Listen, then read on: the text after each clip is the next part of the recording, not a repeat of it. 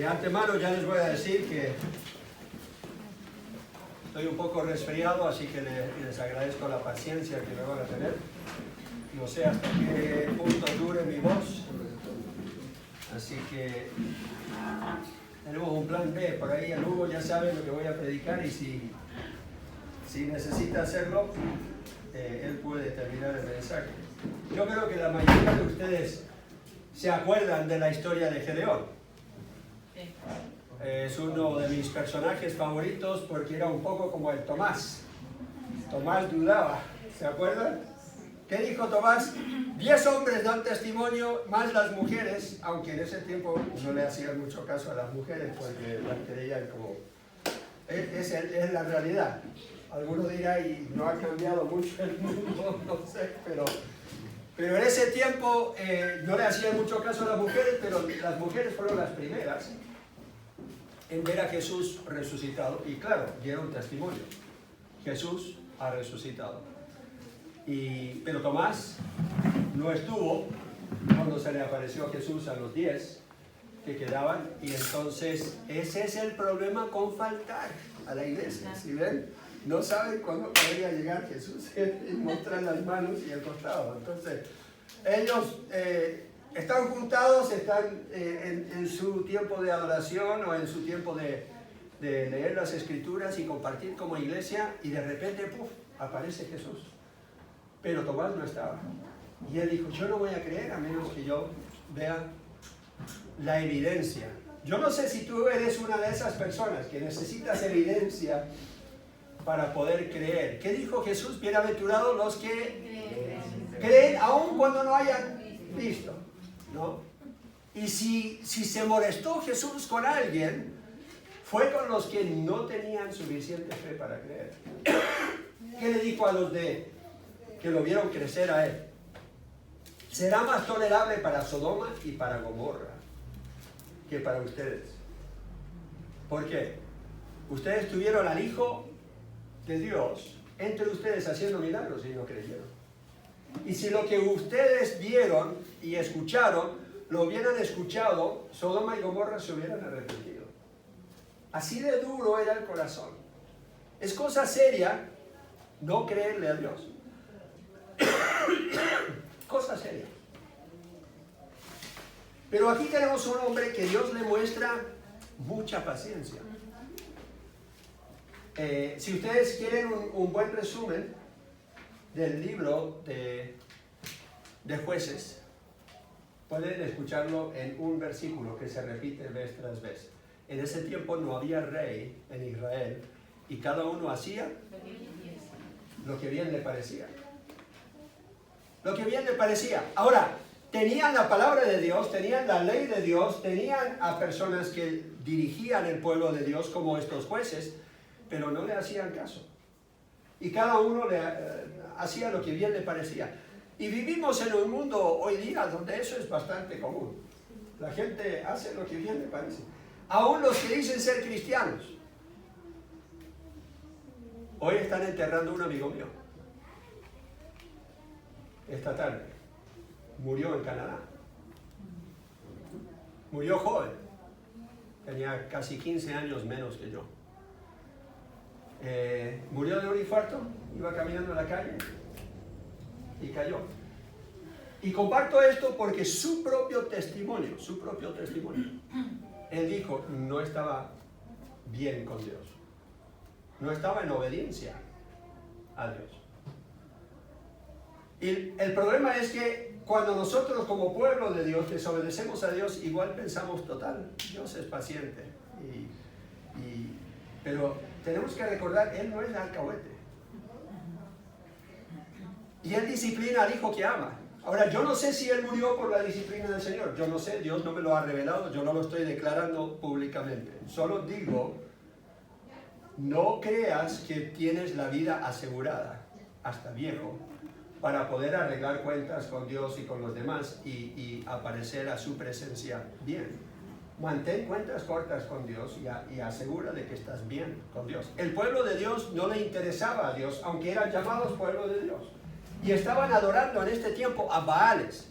Ahora, si ustedes saben algo de las religiones de ese tiempo, eran religiones repugnantes, terribles. Tomaban a sus hijos chicos y los ofrecían en altares a estos dioses falsos. ¿Se pueden imaginar? Ofrecer en vivo a tu hijo, tu guagua que cargaste por 9 meses en tu vientre, y en forma de adoración ofrecérselo a un dios grotesco, feo. Que la Biblia dice que son demonios detrás de estas figuras. Y tenían esta figura de Baal y algunos otros dioses en ese tiempo. ¿Y dónde tenían este altar? En casa de Gedeón. ¿Se pueden imaginar? Ahora, uno podría decir, no era su casa, era la casa de su padre. Bueno, pero él vivía ahí, ¿sí o no? Y Dios elige igual a este varón, y elige a este hombre para ser el que salva a Israel. Así que hay algunas lecciones que podemos aprender. Yo no tengo ni voz ni tiempo para leer Jueces 6 al 8, pero ustedes en casa lo pueden leer. Les voy a resumir un poco lo que sucedió. Primera de Corintios capítulo 10 nos recuerda. Estas cosas les sucedieron como ejemplo. ¿A quiénes? A los que vivieron antes, a los antiguos. ¿Y están escritas para qué? Para amonestarnos a nosotros. Aunque no nos guste que nos amonesten. A veces necesitamos ese remesón, a veces necesitamos que alguien nos diga, estás mal, despierta. Para amonestarnos. ¿A quiénes han alcanzado los fines de los siglos? Así que el que piensa estar firme, mire que no caiga. Mi amigo fue al Canadá, tenía planes, tenía propósitos, iba a ganar plata, y dejó aquí a su familia, y él se estaba proyectando para los próximos 10, 15, 20 años. Pero él no estaba bien con Dios.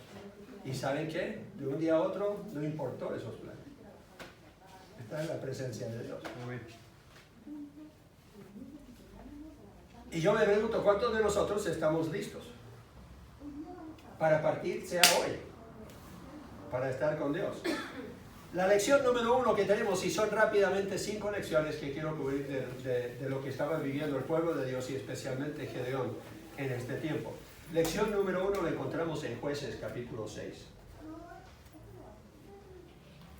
Jueces en el Antiguo Testamento. Se llama Jueces porque era antes de los tiempos de los reyes y después del tiempo de Josué. Entonces Josué, después de Moisés, tomó el cargo del pueblo, y cuando muere él, entonces llegan diferentes jueces o juezas, a veces unas mujeres, para liderar el pueblo. Capítulo 6 y versículo 1 dice, los hijos de Israel hicieron lo malo ante los ojos de Jehová, y Jehová los entregó en mano de Madián por 7 años. ¿Quiénes eran los madianitas? Peores que los de Israel. No eran pueblo de Dios. Y uno diría, pero ¿cómo es posible que Dios va a usar a gente tan mala para castigar a su pueblo? Porque Dios exige cosas de su pueblo y Él a veces permite cosas en tu vida para mostrarte a ti que andas mal. Lección número 1 es que Dios usa tiempos difíciles en nuestra vida para llamarnos la atención. Perdón. Los madianitas fueron la herramienta solamente. Entonces, los madianitas no eran el problema. Pero nosotros a veces vemos el problema económico como el problema. No, no es el problema. El problema a veces eres tú. Y Dios usa el problema de tiempos malos económicos para llamarte la atención. Para que lo vuelvas a buscar a Él. Mi matrimonio es el problema. No, muy probable que tú eres el problema y la dificultad que tienes en el matrimonio es para que tú busques a Dios.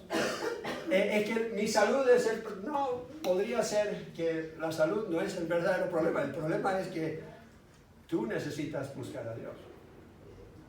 Cada vez que nosotros comenzamos a vivir en independencia a Dios, en seguridad, yo puedo. Esto yo lo he hecho antes. Yo esto me lo sé. Y no contamos con Dios. Y no nos apoyamos en Dios. Dios a veces permite o está orquestando cosas en nuestra vida para llamarnos la atención. Para que no lo olvidemos.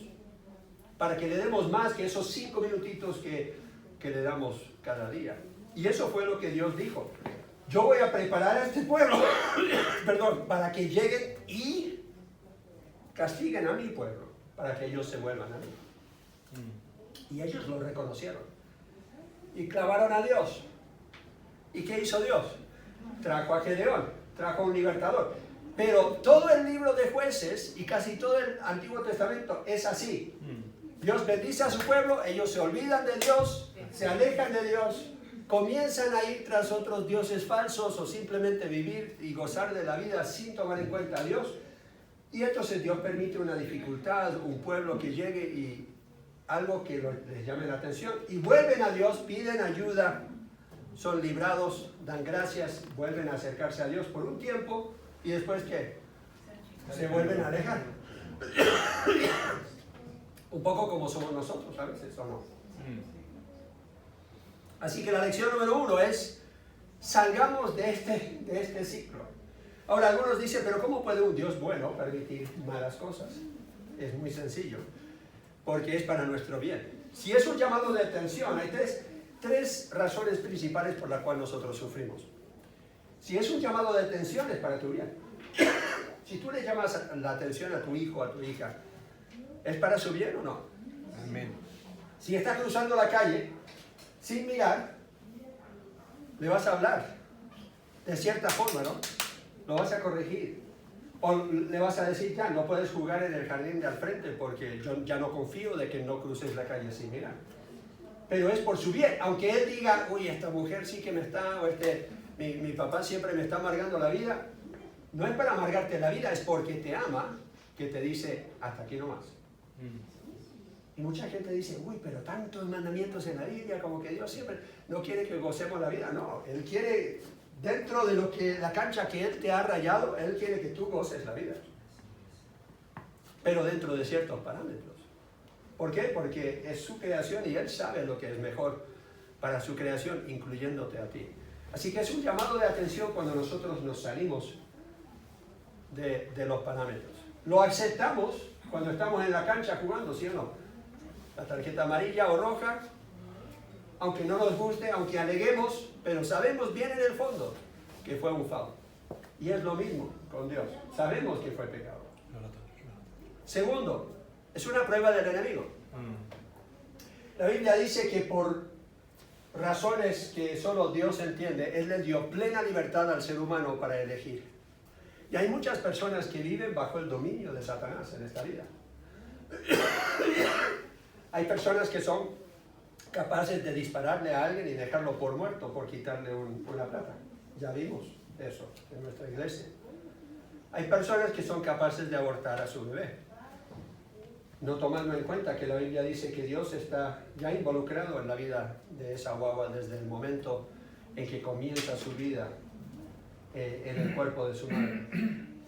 Entonces, puede ser una prueba del enemigo que está permitiendo esto, porque la Biblia dice que el mundo está bajo el dominio del enemigo, de Satanás. Y eso a veces nos llega a afectar a nosotros. Entonces, cosas malas le suceden a veces a cosas buenas, a personas, buenas, simplemente porque vivimos en un mundo malo.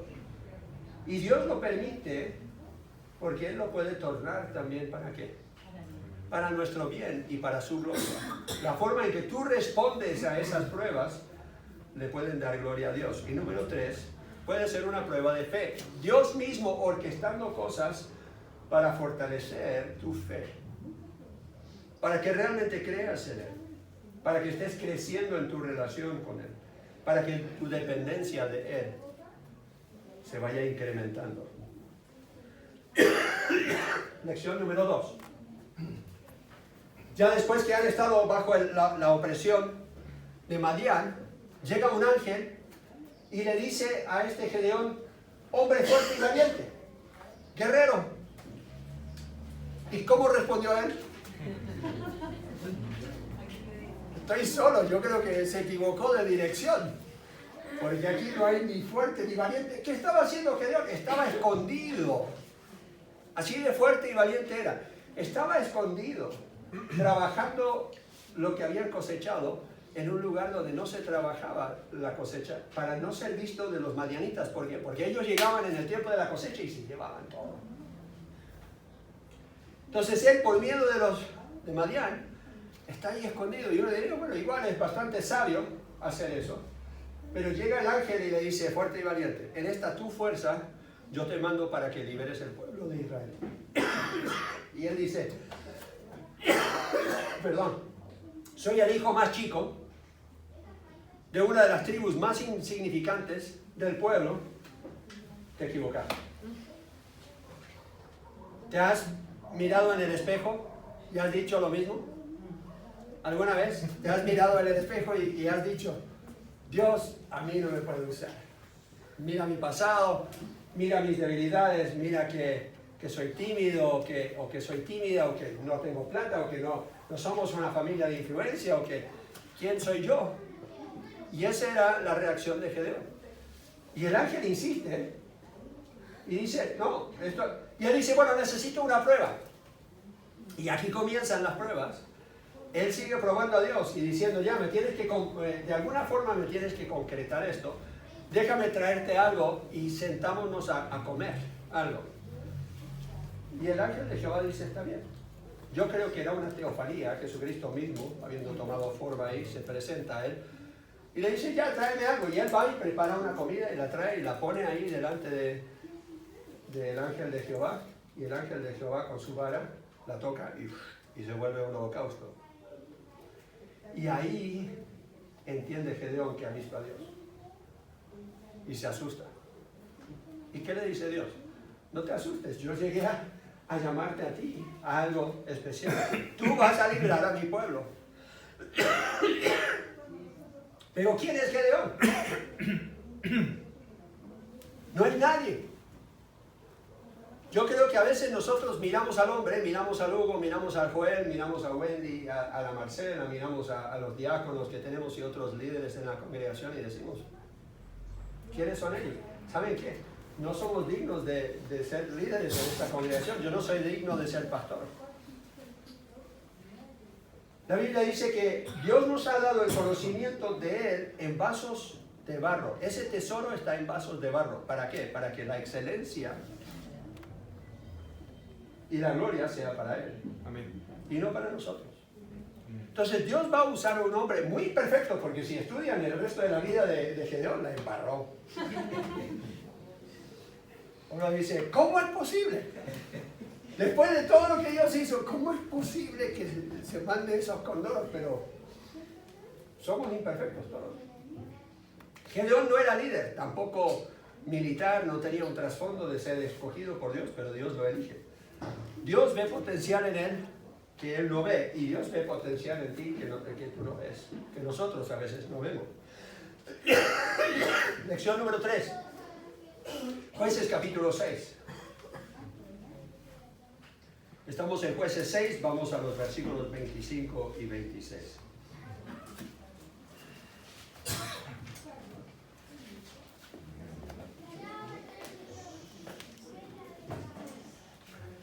La iglesia hoy está sonando como una enfermería, todos estamos tosiendo. Versículo 25. Aconteció que la misma noche le dijo Jehová, toma un toro del hato de tu padre, el segundo toro, de 7 años, y derriba el altar de Baal que tu padre tiene, y corta también la imagen de Acera, o sea, dos dioses falsos, que está junto a él, y edifica altar a Jehová tu Dios en la cumbre de este peñasco, en lugar conveniente, y tomado el segundo toro, sacrifícalo en holocausto con la madera de la imagen de Acera que habrás cortado. Ahora sí se puso seria la cosa. ¿Por qué? Porque él tiene que tomar una decisión que Dios pide que todos nosotros tomemos. O es Dios, tu único Dios, tu primer amor, o no lo es. Y es lo que Dios le está diciendo ahora a Gedeón. Antes de que tú me sirvas y antes de que tú seas líder para el pueblo, tú te tienes que consagrar. Si hay alguien en esta iglesia que tiene que ser más consagrado a Dios que los demás, soy yo. No tengo el derecho de estar parado aquí para predicar y enseñar esto si no he demostrado que estoy dispuesto a dar todo por la causa de Cristo. He dejado a mi familia, mi país, una carrera, mis nietos están lejos.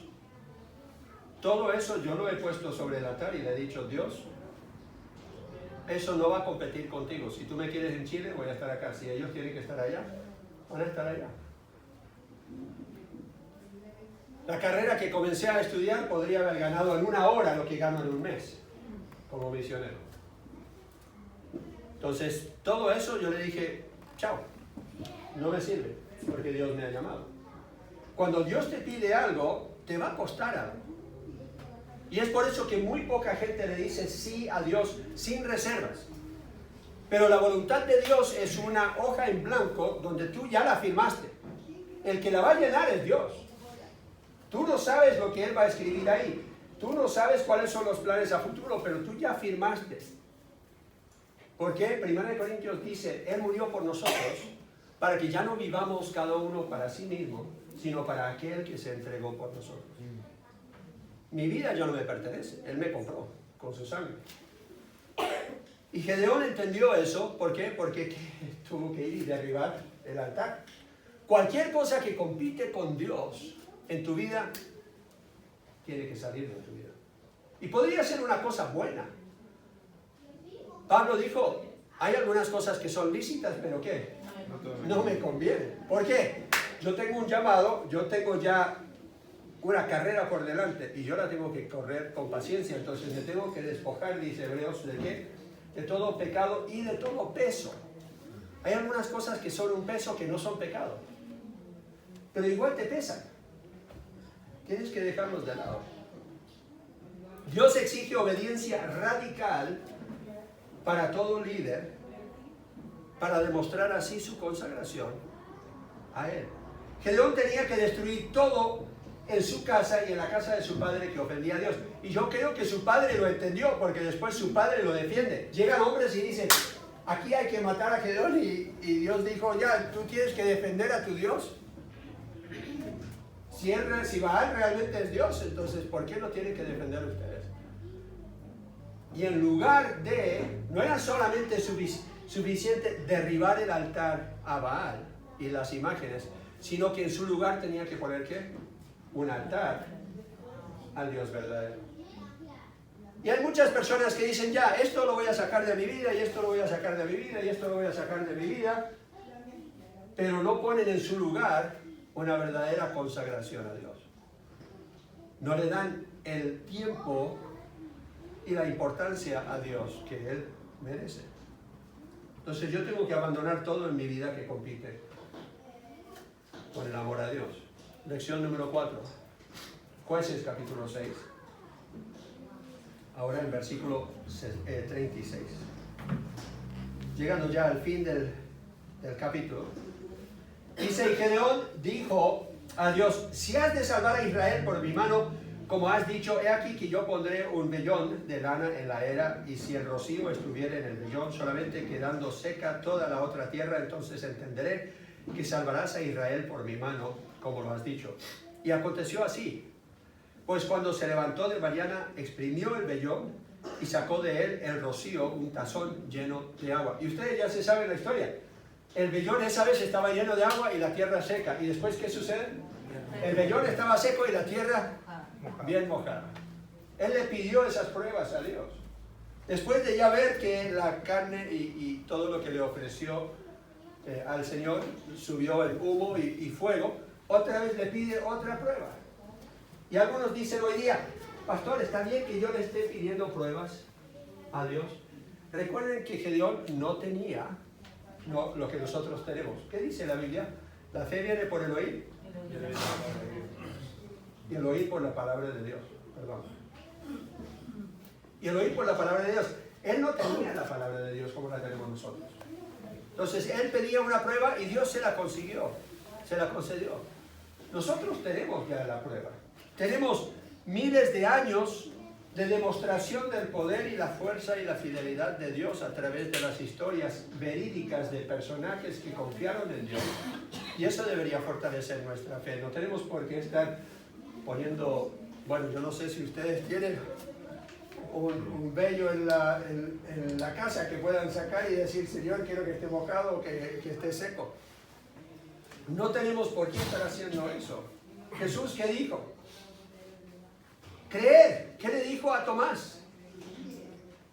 Bienaventurados los que no vieron y creyeron. Pero aún así, ahora que has visto, mete la mano, los dedos y la mano en mi costado y cree.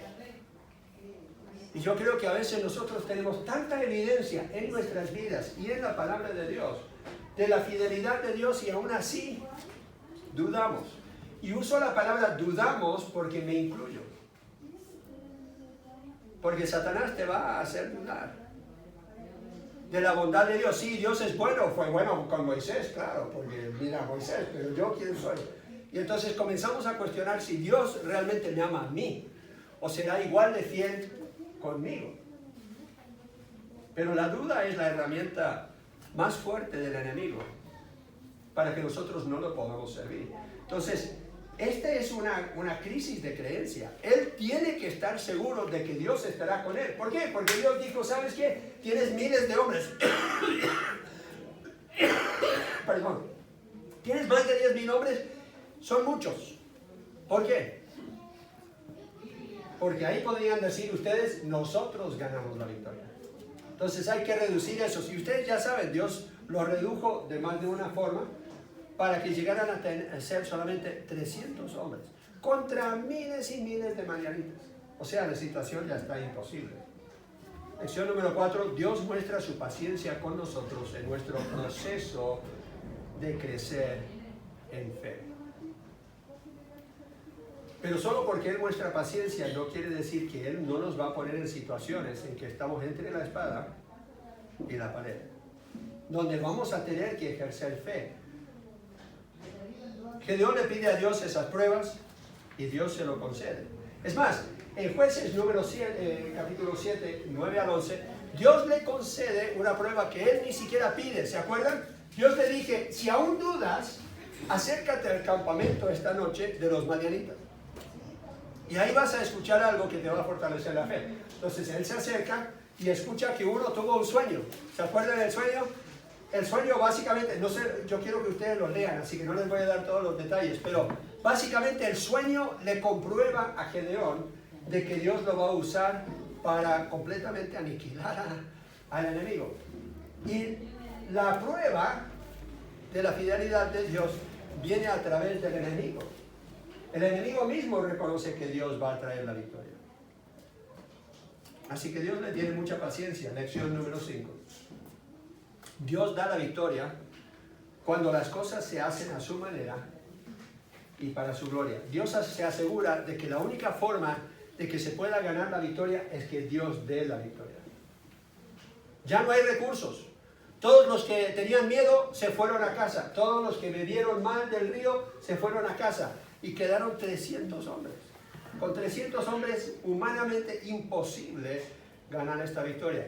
Pero Dios dio instrucciones que hizo posible que se ganara una gran victoria. ¿Y ahí quién es glorificado? El Señor.